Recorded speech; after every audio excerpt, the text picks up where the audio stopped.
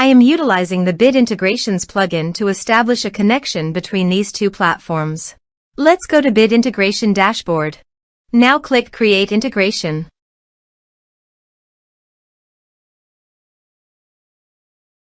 Now search and select Trigger, which is weForms.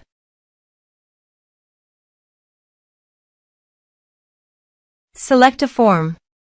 Click Next. Now here search and select Elastic Email. Here, give them a meaningful integration name as you want. To get API key, go to the Elastic Email dashboard. Now click on Setting and navigate to API. Create additional API key. Give the meaningful key name as you want. You need to grant full access permission to make the API successful. Then click Create. Now copy the API key.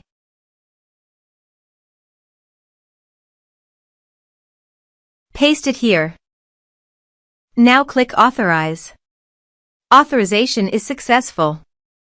Click Next.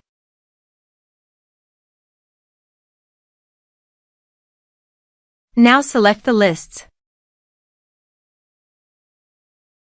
Now map the field.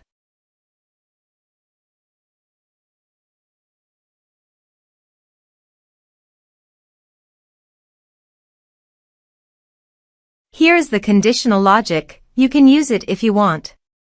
If the condition matches, then the data you will send to Elastic Email. Click Next. Now save the integration.